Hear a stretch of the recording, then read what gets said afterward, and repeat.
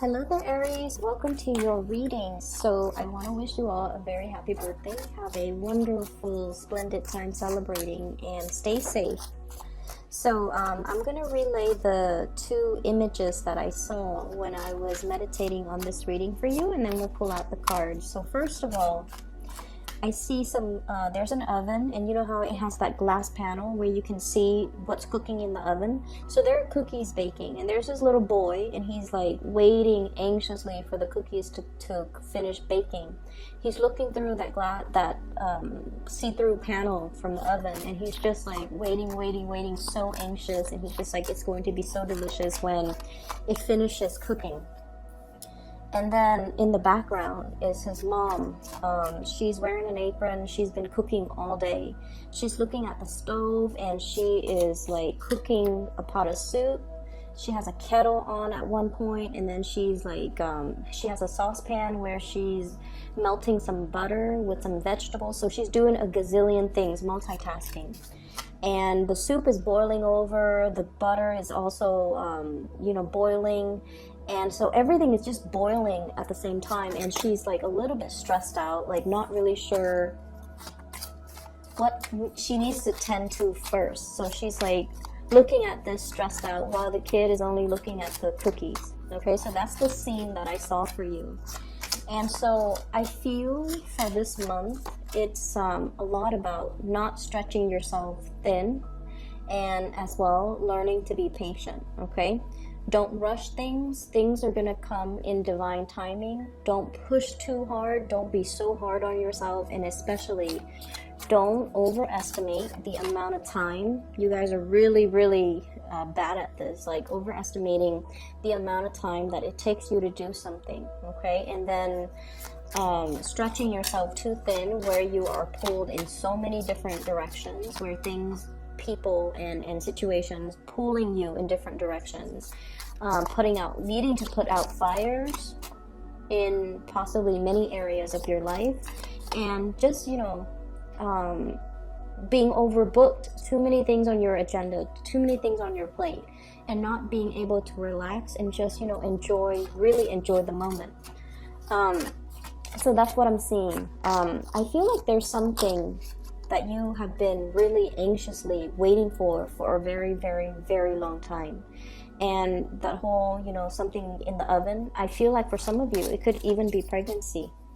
Okay, wanting to start a family, wanting to have a partner on board, wanting to I'm hearing partner in crime, but I also feel like it's somebody that you can build something with, okay? Wanting a life partner, wanting somebody to have a family with, to build a family with, and especially to share some major milestones and experiences in your life with. So I feel there's this element here about wanting to have that other person that you can spend the rest of your life with as well.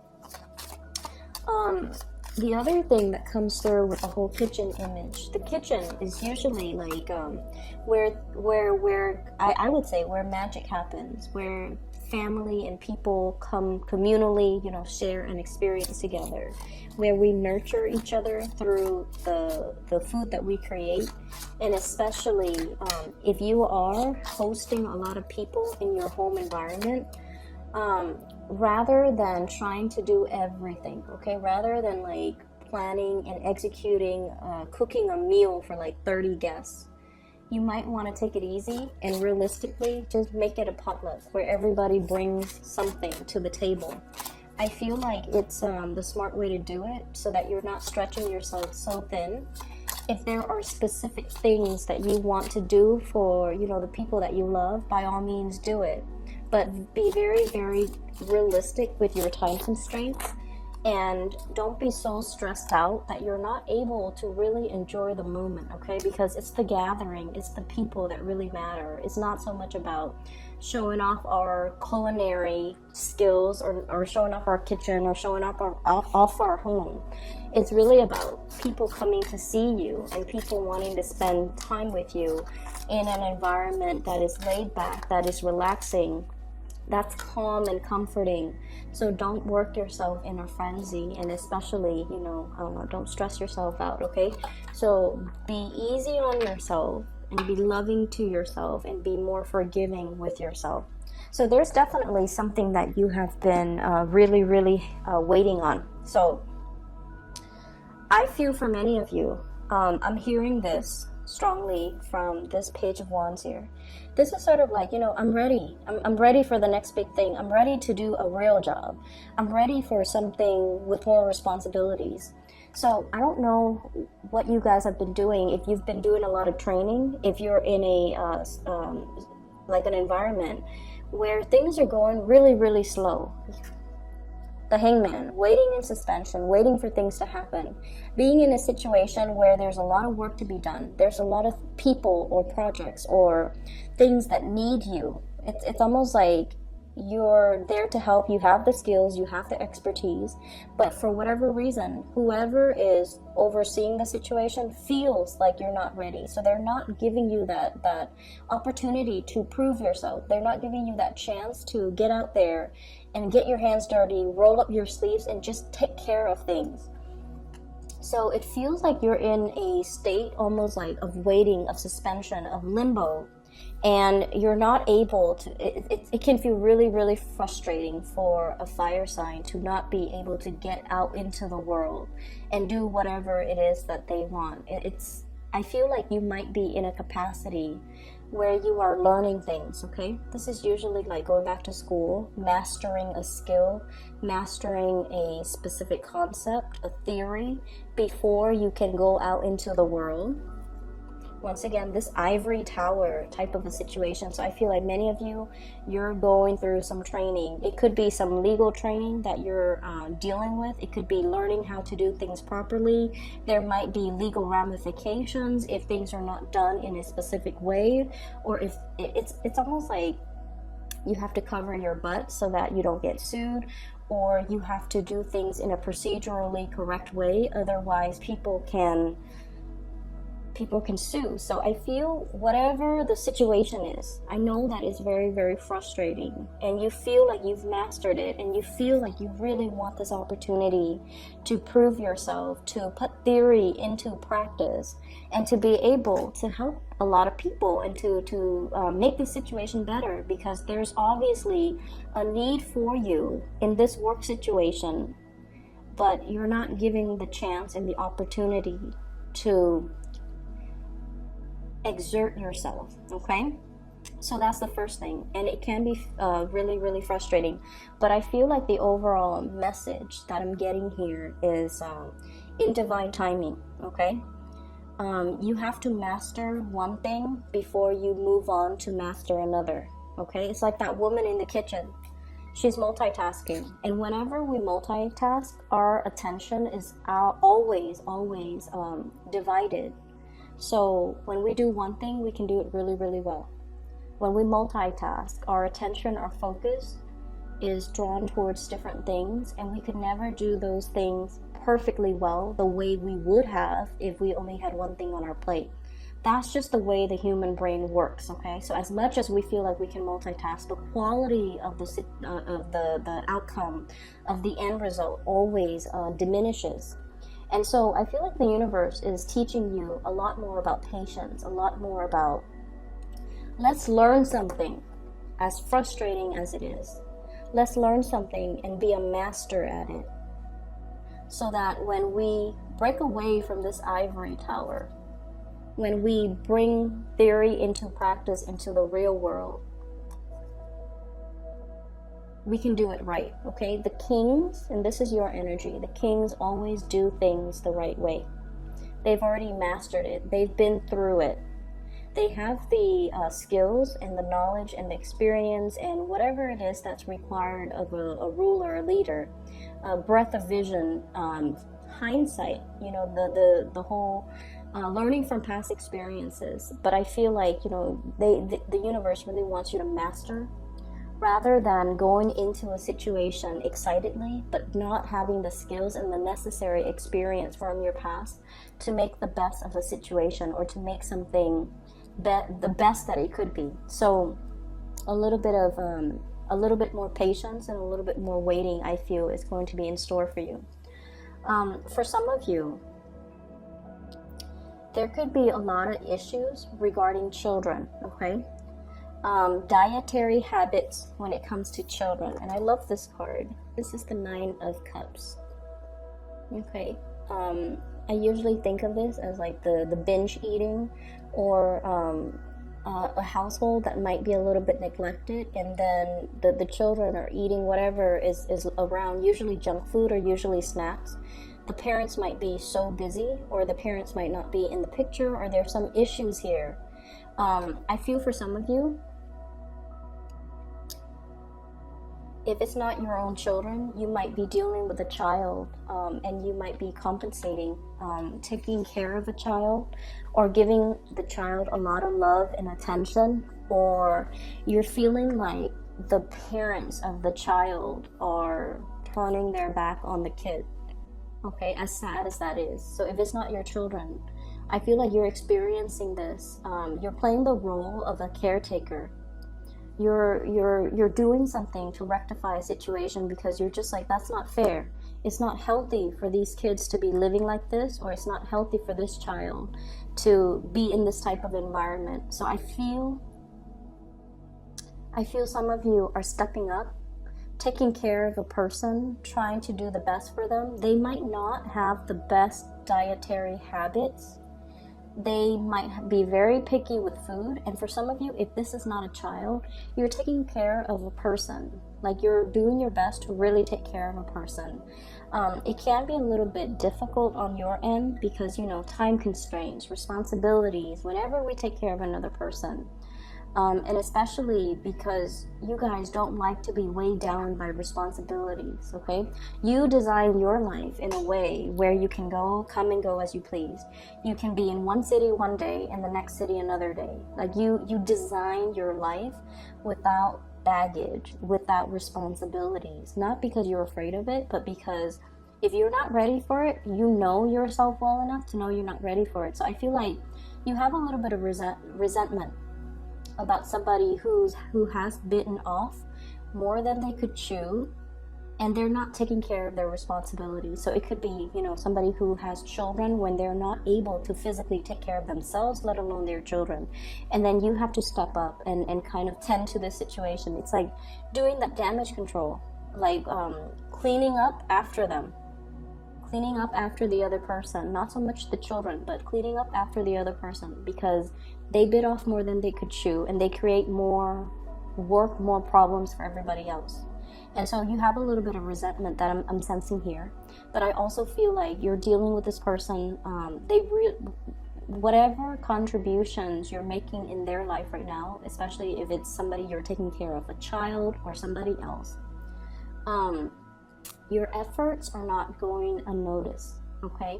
I feel like this karma is going to come back to you tenfold. Like, it's really good karma, because I feel like you're taking care of the situation from the goodness of your heart, and because you feel like the situation is not fair.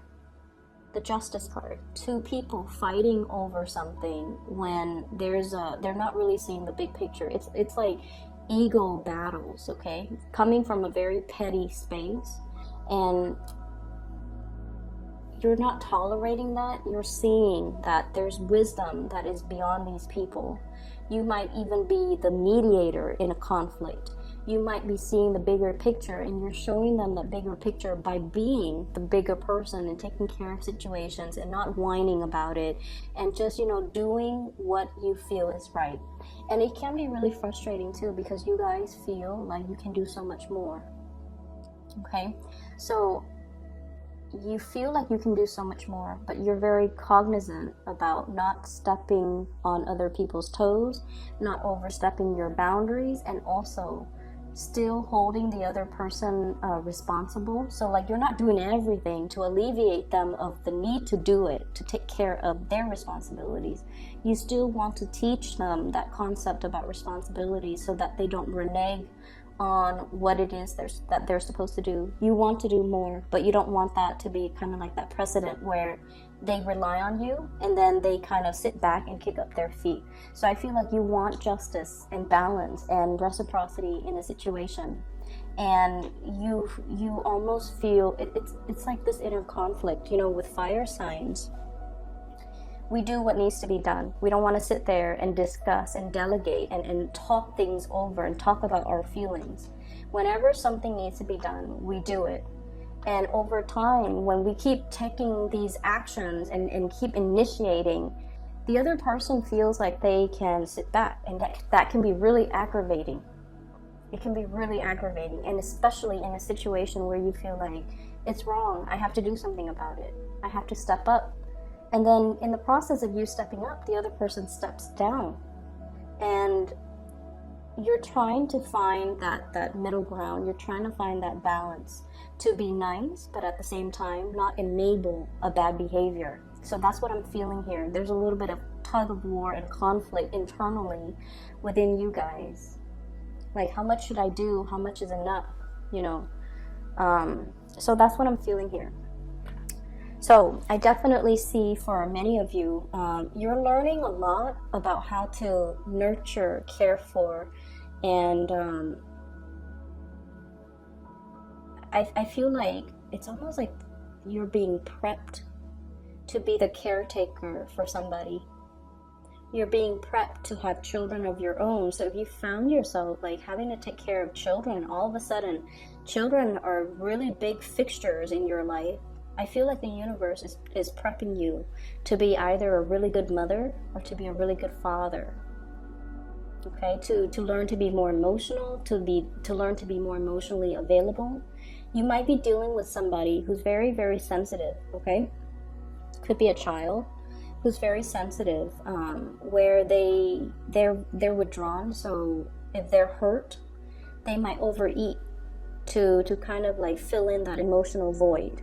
Okay, or you might be dealing with a child that is a little bit more rambunctious. They don't really listen, and the more you force them, the more they resist. So you have to like really soften your tone and soften your approach with them. So for example, you might be telling them, you know, this is what I call like a rambunctious child. Okay, Page of Wands. And Aries, as independent as you are, I feel like you naturally attract people who are very, very independent. And especially if you have children, they're going to be a handful because they're going to question authority. They're not going to take no for an answer. They're going to push boundaries, and they're smart, and they're just really independent. And so they're not going to take no for an answer. They need an explanation. They need a reason. And you have to appeal to their emotional senses. So for example, you tell them, you know, after school, you need to go home straight away. I don't want you hanging out outside. And they're like, I'm not going to get into any trouble. I don't need to go home. But you need to tell them, like, after school, please come home. I'm really worried about you. It's getting darker now because we're in the winter in the northern hemisphere. It's getting darker earlier. There are, you know, it's a bad neighborhood that you're passing through. So I just want you to be home. That way I'm not worried about you. Then when you're home, you can do whatever you want. So I feel like you have to make that emotional appeal with these children or these young people in your life so that they understand your restrictions come from a place of love rather than a place of punishment. Okay?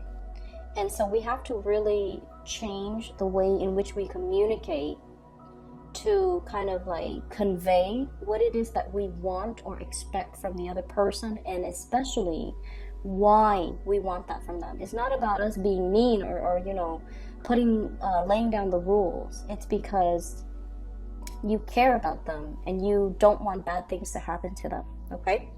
And I'm dwelling on that because, you know, that whole cookies in the oven. There might be a child that's overeating, or somebody who's binging, who might not have, like I said, the best dietary habits.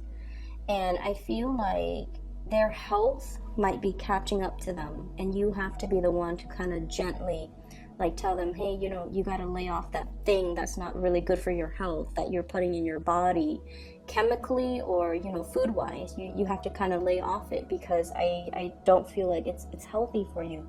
And approaching that from a space of understanding and kindness is a lot more, it's going to make the other person a lot more receptive than approaching them from a place of harshness, okay, and criticism. So that's what I'm feeling here. I feel like for many of you, there's a lot of training that you're going through, and it's like, it's frustrating, I understand, but it's going to come to an end, and then you can kind of like spread your wings and you know, practice what you preach. And you can have an opportunity, especially to kind of really have more independence to do things without people looking over your shoulders to see if you're doing things properly. And then I also feel as well in partnerships, I have 3 signs. So I have an air sign, Aquarius, Gemini, and Libra. And I have this here, King of Swords. You might be having a lot of discussions with this person if it's a romantic partner, okay? Over family trauma, healing past family issues. They might come from a broken home, or you might come from a broken home, and you're both bringing a lot of fears about commitment, fears about settling down. I feel like the love is definitely there, but both parties are bringing to the table a lot of like fears from their respective dating past, marital past, even family trauma. And I feel like you're healing together, but the process is still ongoing, so it's going to take a little bit more time, okay? Others of you dealing with a water sign, a Pisces, a Cancer, or a Scorpio. I feel like this person, and I have here the Queen of Cups, I feel like this person is a lot more into you than you are into them. That's what I'm sensing. They really like you, and you know that they're a really good person. Like, you know they're a really good person. This is somebody, male or female. They could be the one that you want to bring home to mom and dad. You want them to meet your parents. You want to bring them around your friends because they're loving, they're kind, they're compassionate.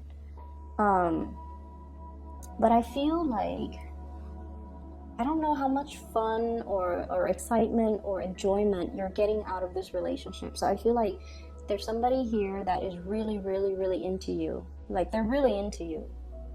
But I feel like they're looking for a relationship, and you might be looking for fun.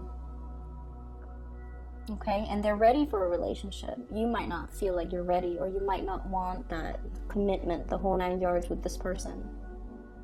For some of you, this person might be a little bit older than you. And I feel like they're actually very attractive, very beautiful, but they are looking for a relationship. They're not ones to kind of run around and, you know, collect bed partners. They're not like that. They're really looking for a relationship.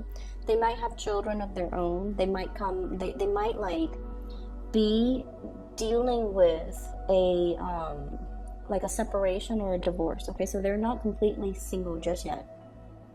And then I also feel a fire sign, Sagittarius, Aries, Leo. There might be a distance thing between you and this relationship partner. There's a lot of coming and going, getting back together, and then there's distance. So I don't know if you're like breaking up and then making up, but I'm seeing distance between you and this person here. I feel overall, we have here the wish card. So I definitely see a lot of communication and a lot of love and a lot of compromise and a lot of help that's going to be coming into the picture. And like I said, if you're planning to do this massive cookout, you know, hosting and inviting a bunch of people to your home, just make sure you actually enjoy the process. Don't stretch yourself too thin. Don't overbook your schedule. Don't overcommit your time, because you're going to be stressed out. And it's a month, it's your birthday month. You're supposed to relax and, you know, enjoy the people and the company. So don't stress yourself out. Make it a potluck, okay? I hope the reading is helpful, Aries. I hope that it helps you navigate this energy for this month. I don't have any news here regarding finances, so no news is always good news in my book. I feel like it is a lot more about, you know, being patient and getting through the learning process, and then being able to, you know, exert yourself in the physical world, okay? So best of luck with everything. I will see you guys soon, and have a wonderful birthday time. For those of you who are still emailing me about readings, I don't do readings anymore for private clients. I do have somebody that I highly recommend. I've included a link to her scheduling website in the description box below. Her name is Bridget, and she is based out of California. So if you'd like to book a reading for yourself, please click on her link and do so through her. Okay? Take care of yourself. I'll talk to you soon.